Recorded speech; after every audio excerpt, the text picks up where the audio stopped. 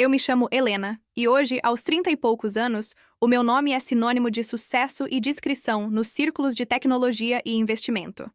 Eu sou a fundadora e CEO de uma das fintechs mais influentes da América Latina, uma empresa construída com código, ferro e, principalmente, com o mais puro rancor. Mas nem sempre foi assim. 6 anos antes de assinar meu primeiro cheque de 7 dígitos, eu era apenas uma garota de 15 anos, largada sozinha e chorando na Praça da Sé, no coração de São Paulo, observando a traseira de um táxi amarelo engolir a única figura que eu conhecia como pai. Ele me olhou uma última vez através do vidro traseiro embaçado, uma expressão de desespero que na época eu interpretei como nojo, e sumiu. Aquele dia não foi apenas o dia em que fui abandonada. Foi o dia em que o meu destino foi reescrito. Se você já sentiu o peso de ter que provar seu valor a alguém que te subestimou, ou se está curioso para saber como uma dívida de vida pode ser cobrada em uma sala de reuniões, deixe seu like agora e ative o sino para não perder o desenrolar desta vingança corporativa. Sua dose de adrenalina começa agora. A São Paulo que eu conheci aos 15 anos não era a cidade das torres de vidro e dos almoços de negócios caríssimos que eu domino hoje. Era o cheiro de esgoto misturado com café, o barulho incessante dos carros e a sensação de invisibilidade que acompanha a pobreza.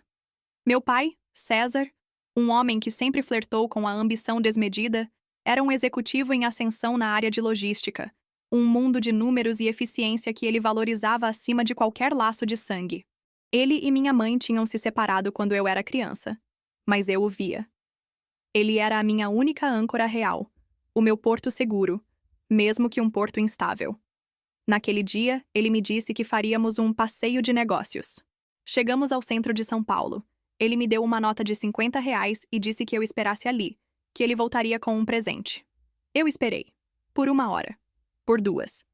E quando o sol começou a se pôr, pintando de vermelho os edifícios antigos, eu finalmente entendi. Ele não voltaria. Ele havia me trocado pela ascensão que eu, uma adolescente que precisava de atenção e estudo, representava como um fardo. Naquele momento, jurei que o preço desse abandono seria cobrado à vista, com juros. O meu primeiro ano na rua foi uma lição de sobrevivência brutal. Eu dormia em bancos de praça, sob marquises, e aprendi a ler a cidade pelo movimento dos moradores e a desconfiança dos olhos. O meu único luxo era a biblioteca municipal, um refúgio de silêncio e ar-condicionado onde devorava livros sobre finanças, economia e, ironicamente, logística. Percebi que o poder não estava nas ruas, mas nos algoritmos. Aos 16, consegui um emprego em uma pequena lanchonete noturna, o suficiente para alugar um quarto minúsculo no Bexiga. Foi ali, entre os cadernos e a luz fraca de um abajur de segunda mão, que eu comecei a codificar. O meu projeto era uma plataforma de otimização logística baseada em machine learning, um sistema que, se bem aplicado, faria o império do meu pai parecer obsoleto. Eu não estava buscando dinheiro, estava buscando a arma perfeita. Nos anos seguintes, o rancor me serviu como combustível e disciplina. Minha plataforma, batizada com o nome de Fênix, cresceu em segredo. Eu a financiei com trabalhos de programação freelancer e a alimentei com dados públicos do mercado. Ninguém sabia quem era a dona da Fênix, apenas que a tecnologia era disruptiva. A ascensão foi meteórica. Aos 32, a Fênix era uma empresa avaliada em bilhões, e eu, Helena, a CEO reclusa, estava prestes a dar o maior passo estratégico. Uma fusão com uma companhia de logística tradicional, que precisava desesperadamente da minha tecnologia para sobreviver. Eu estava no topo da cadeia alimentar corporativa, vestindo um tailleur sob medida, olhando para o horizonte da cidade do meu luxuoso escritório na Avenida Faria Lima. E então, o e-mail de confirmação da reunião de aliança estratégica chegou. O nome do CEO da empresa-alvo, César Rangel, o meu pai. O meu sangue congelou, mas a minha mente, treinada em anos de cálculo e controle, permaneceu fria. Eu passei anos a mapear o seu crescimento. Soube que ele havia se divorciado, casado novamente e galgado posições até se tornar CEO de uma empresa de logística tradicional, a Alfa Logística. O que eu não sabia era que a Alfa estava à beira do colapso financeiro e que ele era a pessoa desesperada que precisava da minha tecnologia, da minha Fênix, para se salvar. O destino havia me dado a minha vingança de bandeja, embrulhada em papel timbrado. No e-mail de agendamento, o último parágrafo, um detalhe crucial. Devido à magnitude da operação, o CEO César Rangel fará a reunião inicial acompanhado de seu braço direito, o recém-promovido sócio executivo, que tocará o projeto no dia a dia. E esse sócio executivo, o homem que ele havia escolhido para me convencer, para trabalhar lado a lado comigo, era ele. Meu pai. Eu sorri. A sala de reuniões seria a minha praça da sé pessoal. Eu não ia apenas tirar o emprego dele. Eu ia desmontar a fundação de sua vida tijolo por tijolo. A sala de reuniões no 35º andar tinha paredes de vidro com vista para o vale do Anhangabaú, o mesmo local onde, décadas antes, eu havia chorado de fome e desespero. O contraste era uma bofetada. Eu entrei na sala como Helena, a CEO, usando um blazer off-white que parecia dizer: "Eu sou o futuro." Ele já estava lá, de pé. César. Envelhecido, o cabelo mais grisalho, mas com o mesmo sorriso forçado de predador corporativo. Ele me estendeu a mão com a confiança arrogante de quem espera ser reconhecido e bajulado pela minha fama. E então, o meu mundo parou. Eu mantive a minha máscara profissional, um treinamento de anos, mas a primeira coisa que notei foi que ele não me reconheceu. Zero. Nenhuma hesitação, nenhum brilho de memória naqueles olhos cinzentos. Ele viu apenas a CEO lendária que estava ali para salvar o seu império, não a filha que ele havia jogado fora. Ele apertou a minha mão e disse com a voz grave e polida: "Doutora Helena, é um prazer imenso. Eu sou César Rangel, CEO da Alfa." A falta de reconhecimento dele foi, paradoxalmente, o gatilho mais poderoso para a minha vingança. Por um segundo, senti raiva, a dor lancinante da rejeição total. No momento seguinte, o meu lado estrategista, treinado em machine learning e cálculo de risco, assumiu o controle. Ele me deu a vantagem final. Ele não sabia quem eu era. Eu podia me mover livremente, sem o peso da emoção. A minha estratégia de vingança se tornou ainda mais cirúrgica. Eu não o confrontaria com a dor do passado. Eu o destruiria com a arma que ele valorizava acima de tudo: o dinheiro e o poder. A reunião começou. Eu o observei enquanto ele apresentava os números da Alfa, falando sobre a necessidade de modernização com uma urgência que ele disfarçava mal. Ele usava exatamente o mesmo jargão corporativo que costumava me ignorar quando eu era criança. Eu acenei com a cabeça, fiz perguntas técnicas complexas que o fizeram suar frio, e no final, com a voz mais firme que pude forjar, eu disse: "Gostei da apresentação, Sr. Rangel. Aceitamos a parceria, mas com uma condição. Devido à fragilidade estrutural da Alfa, a Fênix exigirá uma auditoria full scope e controle total sobre a gestão de dados nos primeiros 6 meses. Eu assumirei pessoalmente a liderança da integração, e você, como sócio executivo, será reportado diretamente a mim." O olhar dele vacilou. Aceitar significava a perda de controle, mas recusar era a falência. Ele engoliu em seco. "Aceito. É pela sobrevivência da Alfa", ele respondeu. Naquele momento, ele não estava apenas aceitando um acordo comercial. Estava assinando a sua própria sentença de morte corporativa, ditada pela filha abandonada que ele não conseguia reconhecer. A partir daquele dia, a sede da Alfa Logística se tornou o meu campo de caça. O meu escritório, que eu exigi fosse o mais próximo possível do de César, virou o centro de comando. Utilizando a mesma metodologia de machine learning que desenvolvi para otimizar rotas, comecei a analisar o fluxo de dados da Alfa. A tecnologia de análise da Fênix, projetada para caçar ineficiências, rapidamente começou a caçar irregularidades. Era como vasculhar um depósito de lixo em busca de um grampo de ouro. E eu o encontrei. César, ao longo dos anos, havia construído uma teia de empresas de fachada e contratos superfaturados com fornecedores. Não era apenas má gestão, era desvio de recursos. Ele estava drenando a Alfa lentamente, preparando-a para um colapso que ele poderia culpar a crise do setor, enquanto ele, o grande CEO, escapava com um último golpe. Os números eram frios, mas a descoberta foi quente, confirmando a minha pior suspeita. Ele não me abandonou por um capricho, mas porque o seu foco sempre foi apenas o dinheiro, o ganho ilícito, e eu era um estorvo moral. Eu estruturei a minha vingança de dados em 3 fases. A primeira foi o isolamento. Como a nova líder de integração, eu desmontei, peça por peça, a estrutura de confiança que ele havia construído. Eu mudei fornecedores, rescindi contratos ineficientes, os que o beneficiavam, e centralizei a comunicação, tornando-o um fantoche corporativo. Ele se debatia, é claro, soltando farpas e ordens que ninguém mais ouvia. Helena, este fornecedor tem sido parceiro da Alfa por 20 anos. Ele reclamou em uma reunião sobre logística de suprimentos. Eu o olhei com o meu olhar mais frio e respondi: Senhor Rangel, a Fênix trabalha apenas com 80% de eficiência, não com lealdades emocionais que custam 30% mais. Se você já trabalhou com machine learning, sabe que ele não aceita sentimentalismo. A referência ao seu campo de trabalho o atingiu de forma precisa, mas ele ainda não conectava os pontos. A segunda fase foi a documentação. Eu trabalhei com a minha equipe jurídica para criar um dossiê, uma montanha de papel e dados que provavam o desvio, pronto para ser entregue ao conselho e às autoridades. O meu plano era explodir tudo no momento em que a fusão fosse formalizada, garantindo que a Fênix herdasse a Alfa livre de dívidas e César herdasse apenas um processo criminal. O momento que eu esperei por 17 anos chegou durante uma noite chuvosa. A fusão estava a 2 dias da formalização. Eu o chamei para uma reunião urgente no terraço do meu escritório. O local era espetacular, um terraço privativo com vista de 360 graus para a metrópole sob uma névoa de chuva. O vento chicoteava em nossos rostos enquanto ele se aproximava, visivelmente tenso. Ele imaginava que eu tinha descoberto algo sobre a Alfa, talvez a ponta de um iceberg.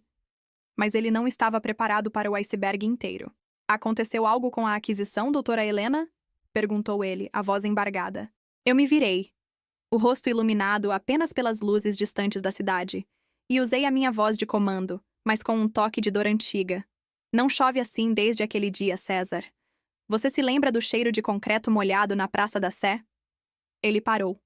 O corpo dele enrijeceu. Pela primeira vez, após 17 anos, o reconhecimento atravessou a sua máscara profissional. Não era a CEO que estava ali. Era o fantasma da filha. Helena? Ele sussurrou, o nome saindo como um gemido de um passado esquecido. Eu confirmei com um aceno lento. Sim, a garota de 15 anos que você deixou na rua com R$ 50, enquanto ia atrás do seu próximo grande negócio. Você a está vendo agora. Mas eu não voltei para ser sua filha, César. Eu voltei para ser a sua sentença. Eu não gritei. A minha voz era baixa, controlada, e cada palavra era como um golpe de martelo. Eu puxei do bolso um pendrive e o joguei na mesinha de centro. Ali está a sua vida, César. Seus desvios, seus contratos superfaturados, a prova de que a Alfa não está quebrando, mas sendo roubada. Por você. Ele tentou argumentar, mas eu o cortei com a frieza de um computador que rejeita um input inválido. Você foi meu sócio por 2 meses. Eu tive acesso a tudo. Eu te isolei, eu te auditei, e agora, no momento em que você mais precisa da minha Fênix, eu vou puxar o tapete. A fusão está cancelada. O dossiê será entregue ao conselho amanhã, às 9 da manhã. Sua carreira acabou. Sua liberdade, talvez também. A vingança era doce, sim, mas tinha um gosto metálico de desolação. Eu esperei que ele explodisse em fúria, que implorasse. Mas ele apenas caiu no sofá de couro, o rosto enterrado nas mãos, e chorou. Não um choro de raiva, mas de dor profunda. Você acha que eu te abandonei por dinheiro, Helena? Ele perguntou, a voz quase inaudível. Você acha que esse é o meu maior segredo? O que aconteceu em seguida quebrou o meu roteiro, o meu plano de 17 anos, o meu algoritmo perfeito de vingança. César levantou-se e, em vez de me atacar, ele me entregou um pequeno envelope amarelado que estava em seu bolso. Eu estava pronto para este dia. Não sabia quando, mas sabia que você voltaria, que você teria sucesso. A inteligência sempre foi o seu forte. Ele respirou fundo, e a sua próxima frase foi dita com uma urgência sombria. Você não foi abandonada, Helena. Você foi escondida. No dia em que eu te deixei na Sé, eu estava fugindo de algo muito maior. Eu não era apenas um executivo. Eu era, e ainda sou, um alvo. Eu havia me envolvido com um grupo de lavagem de dinheiro no porto, usando a logística como fachada. Eles ameaçaram a única coisa que eu amava e que eu não podia proteger, a minha filha. Eles disseram que se eu não sumisse com você, se não te tornasse um ninguém para eles, eles fariam um mal irreparável.